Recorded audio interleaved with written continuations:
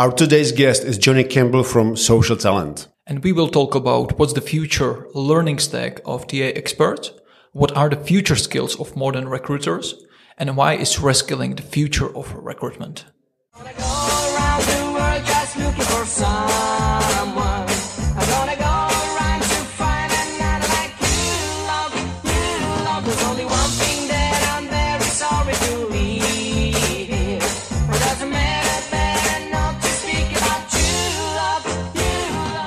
So hello guys, new episode of Inhuman Resources, this time in English because we have a special guest. Matěj Matolín speaking. Jose is here as well, and we got a special guest, Johnny Campbell, actually from Social Talent in Dublin in Ireland, who actually accepted our invitation not only for this podcast, but for our Good Call RPO meetup, which was the event we actually held it here in Prague. Hello Johnny, thank you very much for coming here. Thanks so much for having me. It's a pleasure, guys. Can you maybe tell us more about Social Talent? Because, of course, some people in the Czech Republic knows because they use the service, maybe as part of the global contract for the TA teams. Can you tell us more about it and maybe what's behind it, what you are preparing? Sure thing. We're a learning platform, a little bit like masterclass for the enterprise, if you like, and we teach an organization how to develop a culture around people and productivity. So what does that mean, right? We teach companies like IKEA, Siemens, Intel, Paramount Pictures, Universal Studios, Disney, tons of businesses like that on scale, how to hire, onboard, engage, develop, and retain their staff.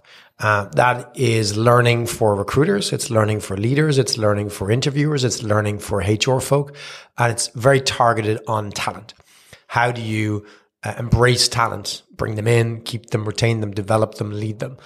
We bring experts from all over the world. And Jose, we're proud to have you as one of those experts teaching the sourcing skills in our platform and many other skills to hundreds of thousands of learners every day. It's not where we started. We started with a sourcing course. I wrote a sourcing training course 10 years ago. Yeah. And I think many of us remember you as a speaker at Sourcing Summit, actually as MC at Sourcing Summit. That's right. I think I met you in 2014. I remember when I was going to stage, Johnny was always like, Jose, confident with your speech? It gave me the power to go there and to do the show properly. I can confirm the only thing I remember from my first Sourcing Summit is a guy in a green t-shirt. I'm wearing a green t-shirt right now as we record this podcast. Today. Yeah. How many green t-shirts do you have? I have 1,723 green t-shirts. Okay. No, I don't know. I have 3 today. Let me tell you a story that's nothing to do with recruiting and social talent, and it's wardrobe management. Sourcers might like this because they're into detail, but I have a set number of hangers in my wardrobe. So let's say I have 50 hangers. I've only ever had 50 hangers. So when I buy new clothes, if I get a new green t-shirt, if I get a new pair of jeans, I have to take something off a hanger to put it in my wardrobe. And this keeps my wardrobe clean. Mm-hmm. It means that I never have more than a certain amount of t-shirts, jeans, etc., and it functions. Now, I can tell you even more about my wardrobe planning, and it's kind of scary, and you might not want to interview me anymore. But yeah, so I have my green t-shirts, which help people find you in a big event, and people come all over the world because just like Jose, a lot of people know me from videos. They would come up to me because they recognize the green t-shirt, and they say hello, and I love that. And it's great that you have that global audience of people who connect with you that you've never met before because they saw you on YouTube. Nice. Okay, so Social Talent is a learning platform for recruiters. So this will be mainly the topic for today, like skills and learning. So maybe let's start with a kind of review. So when did you start Social Talent? So we started Social Talent in late 2010. 2010, so 13 years ago.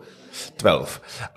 So can you maybe describe how you can see the evolution of the skills? Evolution, the skills that were needed for recruiters before and now. So the first business I actually started was in 2008 with my business partner, Vincent, a staffing agency called Select People. And we at the time were, we started the business 3 months before the global recession in 2008.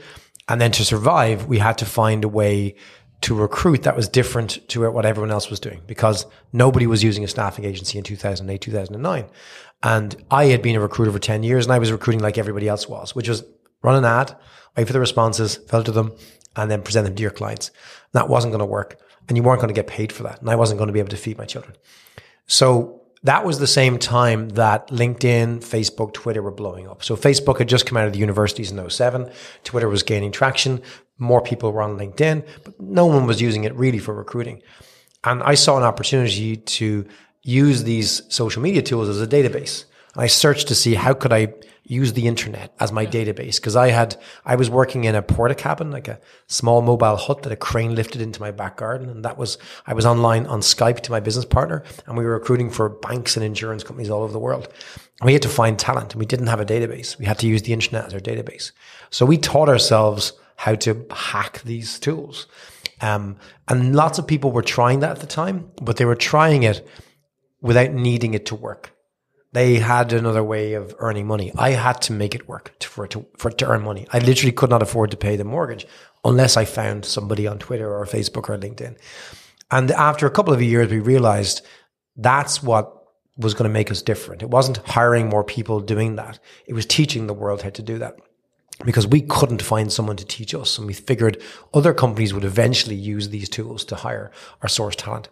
So you look at the early 10s, that was the thing that people weren't doing that they learned to do. They learned to source. So sourcing is what kind of changed recruiting, because the internet became your database. Before that, you had to have a proprietary database. Recruitment agencies had them, big companies had them, and that was your source of talent.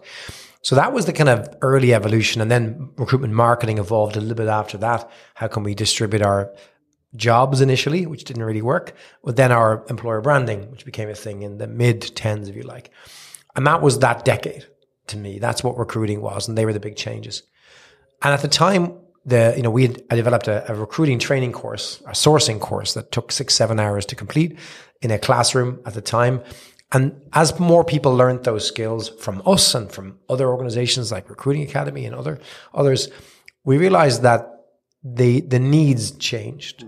The teams, first of all, sourcing to find the profile information, turned to how do you engage with the talent, which is still a challenge for people today. How do you message them?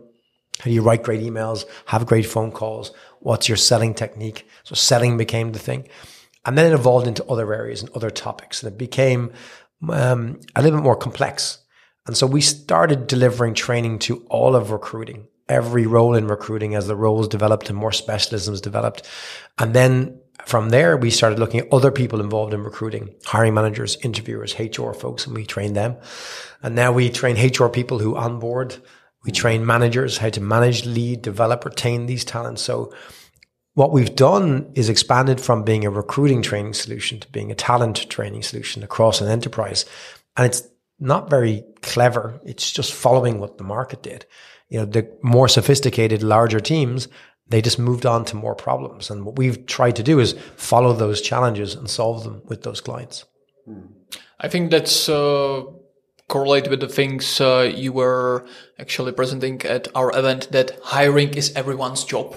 Yeah, so even if you started with training recruiters, but suddenly the recruitment were going from recruiters to other people, hiring managers, and basically to everyone in the organization. So as a company, as a training company, of course, you were following this and providing the content for not only recruiters, but the rest of the employees in any company. It's right. And not to make it too simplistic, you do need to have a certain level of competency in your recruiting team before you do that. You can't go out to the interviewers and the hiring managers and say, we need to train you if the recruiters are crap. If they turn around and go, well, our recruiting team's crap, it's their job. They need to get better before I'm doing any interview training or any sort of training at all. It's not my problem. So you do have to develop that expertise in your recruiting team first. And then, even then, if you've got great recruiters, but you don't have a good relationship between the recruiters and the hiring managers, it's still not time to go train the hiring managers. So you have to work on the advisory skills. So we saw talent advisory skills as being the kind of went from sourcing to being advisor and business partner. And that became the training that became more popular a few years ago. How do we engage with the hiring managers? How do you bring insights? How do you influence? How do you take the broader data knowledge? So we saw sourcers, for example, use the skills that they used to have to find one person. We then saw them use the same searching skills to aggregate data and find patterns. So to look at insights, and Jose, you shared this in the presentation this morning, how recruiters can use Sales Navigator, for example, to show, to hack it essentially, to show who's growing at a faster rate or who's declining at a faster rate, which might suggest attrition and a talent pool to tap into. So those insights are part of what's required to become a good talent advisor. Teach and educate the hiring manager, because she doesn't hire every day like us. She hires 4 times a year or once every 2 years, and she only knows what she knew the last time she hired. So you have to become an educator of your partner in the business, the hiring manager or the HRBP, bring the insights. Who else is hiring? What are the salary levels? What does it take to motivate somebody these days? Because it changes so much. So you have to develop this expertise, not just in how to find a shortlist, but the broader knowledge of the market. And you still then have to try and influence hiring managers to prioritize differently, to open their minds to different profiles.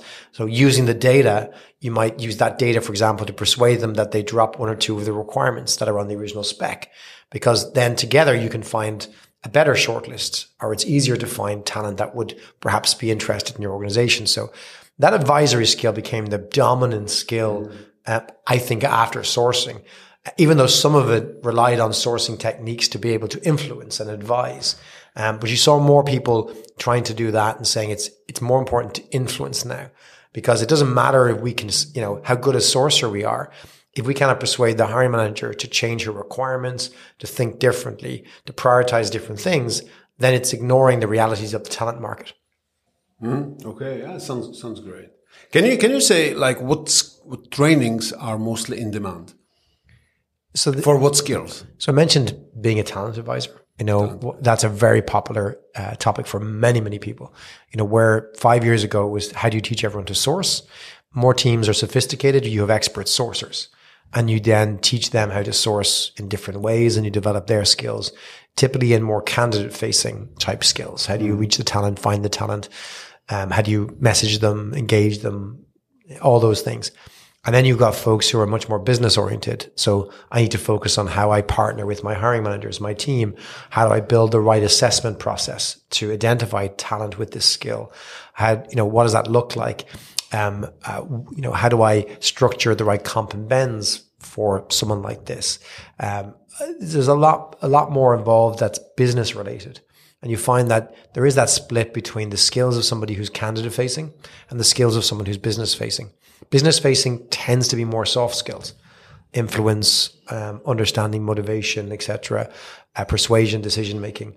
Whereas you have a lot more technical skills in the candidate facing area. So I think there isn't a skill that's emerged, because what's happened is, I know both of you know this, teams are structured on scale with different levels of expertise. Recruitment marketing folks, sourcing specialists, data insights, recruiting operations, talent acquisition partners. It's a complicated group now. It's like saying, if you didn't know much about software, you go, well, let's look at the software developers. And you go, what do software developers want? It's like, well, hang on a second. There isn't just a thing called a software developer. You've got back-end developers, you've got DBAs, you've got front-end, UX, UI specialists, you've got analysts, you've got architects. Who are you talking about? And I think the same goes for recruiting. There are, 8, 10, 80 different job roles in a large-scale organization. I first really saw this in the RPOs. I know Good Call RPO is one of those where you see quite sophisticated structures and teams, because you have to deliver a really high value service, typically at a low enough margin, on scale to multiple companies. You have to do it really well. Whereas in traditional recruiting organizations in-house, sometimes they can get away with being poor for a long time because no one is exposing them. No one is showing what good looks like. It's just better than it used to be. I like the example you were showing, the Frenchy company. Could you maybe more elaborate into the scenario with the Frenchy company? Freshie. Freshie. Yeah, I love this. So think about how we provide talent solutions. I showed an example today of an organization that many might know this company, depending on your market, but Freshie with 2 I's at the end. Freshie are a fast food business in the healthy food area. So if you think about salads, fast food, and so on and so forth, they're a big chain across North America, Canada, the US, and they have them in lots of spots around Europe and Asia. And coming out of the pandemic, like many restaurants and cafes, as they reopened, they found that people did not want to go back into that profession.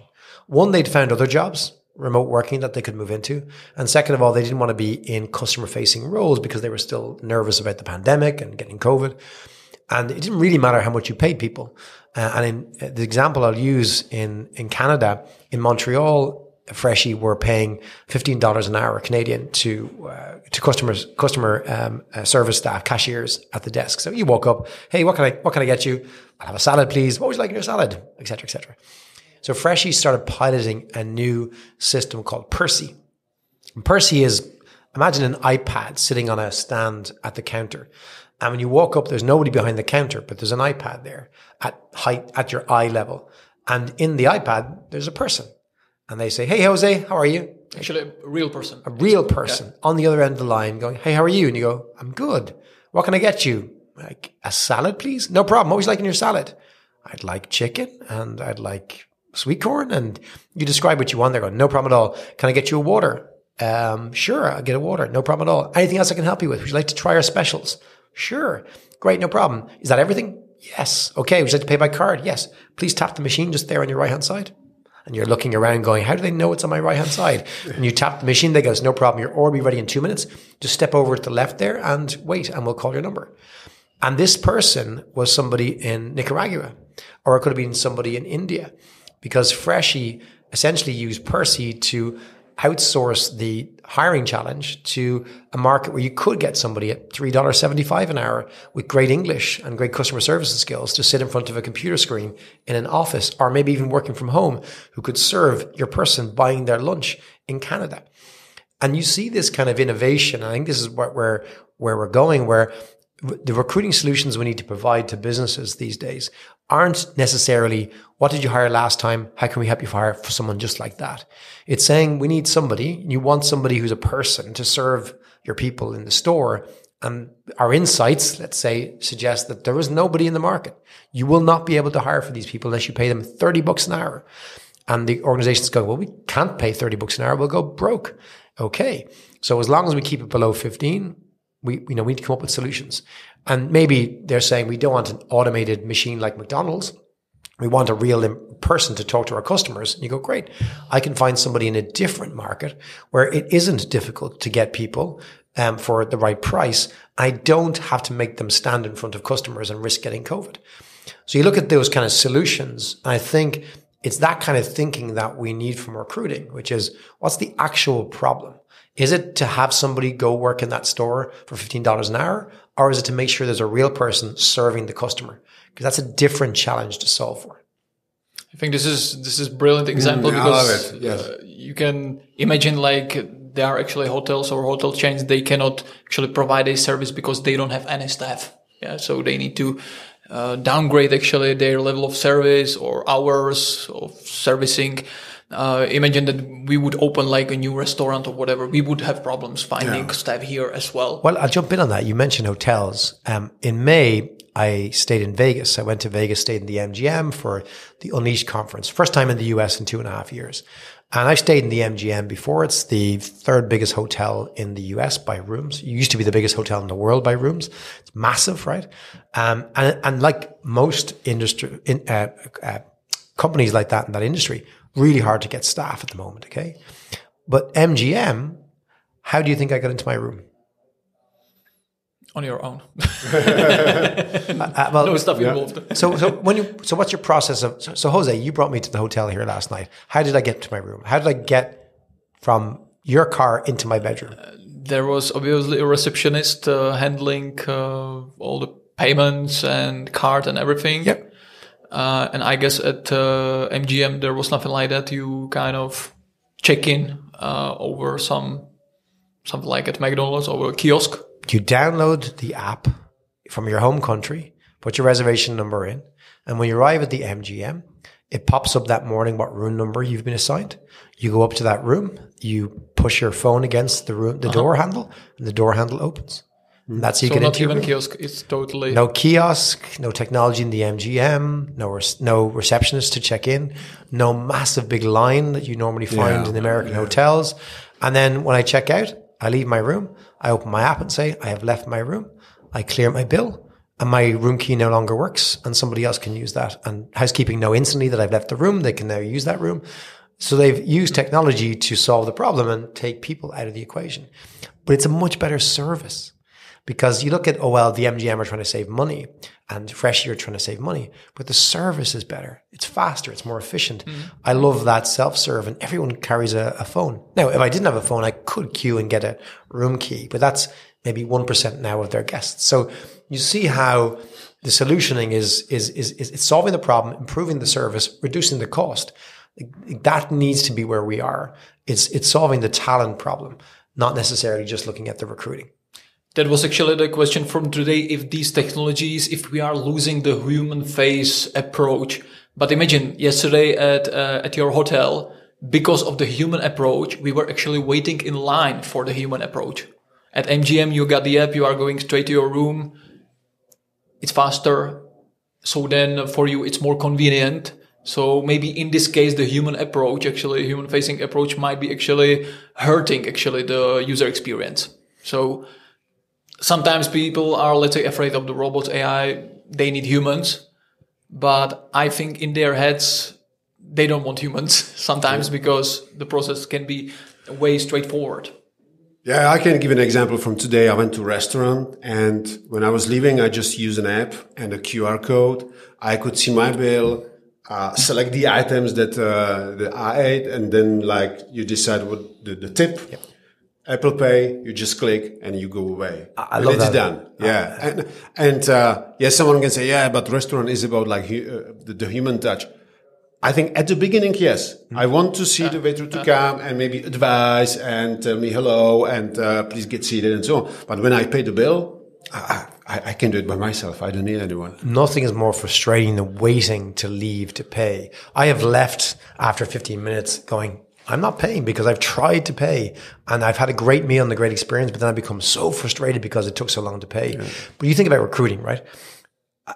What candidates are complaining that they miss having 6 phone calls to schedule an interview?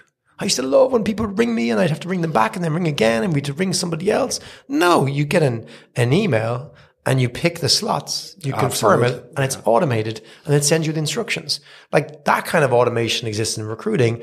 It's reduced the cost, it's made it more efficient, but the candidate has a much better experience because the system won't forget to, book the room. The system won't forget to send the reminder. It's automated. Those kind of tasks have been automated in recruiting, and the experience is unbelievably better. But it allows, for example, I spoke to a good friend of mine, Yasser, who runs talent acquisition at HelloFresh, and he's got a team of 300, and he took his schedulers because he had a big scheduling team, and they use technology, but they still have people who schedule, and he made the scheduling team in charge of candidate experience and candidate insights. So he deliberately said, well, their skills probably will be automated over time, but what they are good at is understanding the pain of dealing with an organization when you're trying to interview, because they were the schedulers and they understand all these things. So they said, well, let's expand on that and give them responsibility for the full candidate experience. And then let's also give them candidate insights. They can understand just the wider candidate insights in the market, which maybe you would traditionally put in a sourcing team. But he expanded their role, and the team have never been more engaged, producing amazing results because they've given them new challenges. So to your point, I think when you take something away, you can put something back in there instead that's much more valuable. The stuff you could never get the time to do because you were so busy doing all the admin crap. So I think you're right. You're not going to see humans gone. You're going to see humans doing the things that humans should do and machines doing the things that machines should do. Okay. What do you think would be the learning stack of a recruiter in a few years? The learning stack. Okay, so it's interesting. I think there's some base competencies that you need that nothing to do with recruiting. You need to be resilient because there will always be heartache and change. You need to be willing to learn, not afraid to fail. These are just base skills that are super important. You need to be open to technology. I think that's really important. Great communication skills. So there's a bunch of base skills like that that you might not think are traditional in recruiting, but they're super important to have, because recruiting is unpredictable at the best of times. So you have to build for that and have that adaptability. But on top of that, I think it's going to be, it is going to be much more around, well, are you candidate facing or are you business facing? And the candidate facing skills will be about understanding insights, data, interpreting that, sharing that with the business, and coming up with strategies around that. So problem solving, coming up with different ways of driving campaigns. I think things like writing a Boolean search string, I hope will eventually go away. That's a very mathematical thing. That's the type of thing that most recruiters and even sourcers hate, having to remember the syntax, get it right every time. Like, who likes that stuff, right? But if you have a machine doing that, which a machine should do that, you can then decide which candidate's right. So you can automate a lot of, let's say, sourcing, but there's the human judgment, and then there's the where to send the sourcing tool to, what direction to point it in. There's still a lot of human judgment there. So maybe less people doing the manual stuff, more people using technology, making better judgments, using analysis of that. On the client facing or business facing side, much more about the soft skills, problem solving, solutioning, influencing, project management, around operations, enablement, training. So building technology stacks for the team, making sure that we have the right processes in place and procedures, using the right systems. You'll have folks in recruitment marketing who probably are marketeers by profession, who come to recruiting rather than recruiters who try and learn marketing. Proper people who understand how to build funnels, understand conversion rates, understand influence, understand how to basically build audience, brand engagement, all these things. There isn't a skills stack, I think, for recruiters. It's what role do you work in? I think the tech stacks generally, the skills stacks, will lean more towards what we have traditionally called soft skills, or what I call core skills. Those core skills are what everyone would need in any role, but you'll apply them in recruiting, the more communication, leadership, project management skills. Mm-hmm. Maybe can you mention 2 or 3 technologies that you believe would impact recruitment in coming years? And maybe mention one that is just a hype and definitely won't play any major role. I think it's all about blockchain. LinkedIn is total hype. It's all blockchain, AI, and Web3. No, I don't, right? I think we see, how's blockchain going to change recruiting? How's Web3 going to change recruiting, right? It may, but I don't think they're not the tools so much. It's the automation is absolutely going to basically change the world of recruiting. You look at all the technologies that have come along in recruiting. I interviewed somebody on this topic 2 weeks ago, and the standout technology that's come out of the last decade, right?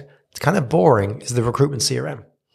We didn't have recruitment CRMs 10 years ago, but everyone has to have one these days, right? It's in terms of not just because an ATS was about the candidates who applied to you and how you manage them in the application process. Recruitment CRM was how you nurture, warm, engage with talent that may not be in an application process, which came out of social media and the change in the way we look at databases and how we market to talent and the shortages. But a lot of these sub technologies have been hoovered up by the recruitment CRM, like video interviewing and assessment.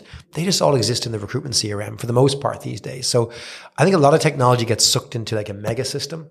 I look and see, well, what will change in the next 10 years?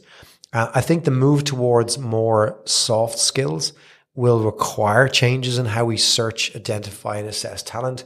It's less about keyword matching. So even the sophisticated search engines that have been built have been largely built around keyword matching and taxonomies that still match the keywords that people have to have around implicit or explicit skills. But what about the soft skills? Is somebody a great communicator? I have no idea by looking at their LinkedIn profile. So how do we start identifying for those types of things? When we're doing more strengths-based assessments, what does the toolkit look like? So I think a lot more around the psychology piece around the assessments. That's really kind of coming out now. Assessment technology is having to get a lot better because it's assessing very different skills. I think the identification technology to produce people who could be in the shortlist will have to come next. So it'll probably end up in the recruitment CRM eventually, but you'll have organizations building it out from scratch. And obviously then, we've seen technologies in terms of mass ad buying and then more sophisticated recruitment marketing technologies. the general comment I'd make about recruiting tech is we get the tech that was in some other sector 4 years ago, makes it to recruiting. Sales, marketing, really what does the tech stack in 5 years look like? Look to our peers in sales and marketing. What are they using today? That'll be us in 5 years, except we'll call it something different, but it essentially is the same thing. Maybe the question, because Czech Republic is really the market with the lowest unemployment rate, maybe in the whole world almost, definitely in Europe. You are kind of advocate of a concept of eduployment. Can you explain to our listeners what's behind this and maybe give us some global examples of this concept? If you look at what we're trying to do as recruiters and the recruiting industry, we're trying to provide solutions so that talent is in the right place at the right time doing the right job, right? That's what we're trying to do at the best possible cost. And too often up to now, we've really seen our role as moving somebody around, finding somebody over here and moving them to this job over here, with as close a match as possible. And the price of doing that became more expensive and more expensive. We are now at a point in 2022, and we've been here for a while, and it ain't going to get better, where there aren't enough people. Right. So it's like when we were kids in the game of musical chairs and you keep taking chairs away. All right. The chairs are the people. We just don't have enough chairs. We don't have enough talent out there. So I think the solution is to become a talent creator. And this is what I think the staffing agencies should be doing, the RPOs and the in-house talent teams. How do you create the talent pools you will need to hire from? So it started a few years ago with the big companies. Big companies would have always had programs in schools or in colleges where they would have gone in and pitched to 12-year-olds why you should work in STEM, science, technology, engineering, or mathematics, with a view that hopefully in 10 years, some of those kids will make the decision to go into sciences or technology that wouldn't have. And then we will create more people in the market, in the pool that we can hire from. So it was a real long-term play. Persuade 12-year-olds to take different careers, right? And that's great. And that is the kind of thing that people still should do. But it's really hard to look at a solution that takes 10 years to realize. You got to do it. But what can we do today that can turn us, that can fix the talent crisis we have right now? And this is where you see technology has got to the scale where you can do this quite cheaply. Examples that come to mind would include Walmart in the US. Walmart partnered with a learning platform called Guild, and they provide free high school and college courses to potential applicants. Mm-hmm. What I mean by that is that if you come to their website to look for a job in Walmart, a lot of their roles require, as a minimum, a high school diploma. A huge number of people don't have a high school diploma. So Walmart, partnering with Guild, have a button that says, don't have a high school diploma, get it here for free. No strings attached. You enroll and you can get a high school diploma online. The idea being that when you're finished, if you'd like to, but you don't have to, you can come back and apply for a job in Walmart. So they're creating the talent pool by providing free education. They also provide college education to their employees. They've, I think, 53,000 people enrolled in online college courses to, again, look at internal mobility to help promote those folks because they need more talent. Years ago, you'd have to spend, in the US, I don't know what it cost, maybe $50,000 per person to send them to a college course. It was unthinkable to be able to scale learning like that. But more employers now are using these online solutions to say, don't have the skills we require. We do require them, but we can give them to you. No strings attached. You don't have to come work for us. You don't have to be an apprentice. And apprenticeships are something, for example, Amazon are doing in the UK. They announced 1,500 new apprenticeships in the UK this year. And apprenticeships, apprenticeships are very popular in the UK and other markets in Europe, less so in the US, where you're bringing somebody in, paying them a small stipend to basically train up in their skills. And it's for people who haven't necessarily gone to college or university. It might be school leavers or people who dropped out of schools. Again, looking at different parts of society going, there aren't enough people doing the jobs. Let's give them the skills. And it's this kind of movement to say, we don't need them to come work for us. If we do it well enough, we'll create enough people that we'll have enough of them who want to work for our company to solve our problems. And a lot of this can be turned around in 3 months. You don't have to wait 10 years anymore for your efforts to try and create the talent pools. You can create them in 3 months. And a quarter is nothing. You shared data today, Jose, that showed that a lot of recruiting cycles last 90 days, right? So in 90 days, we can literally create someone who the skills that don't exist today can exist on scale for us in 90 days. That's powerful. Perfect. Thank you very much to being here in the heart of Prague, in the heart of Europe, actually, in Prague. It's a pleasure. Thanks, Thank Jens, you for Very having me. much.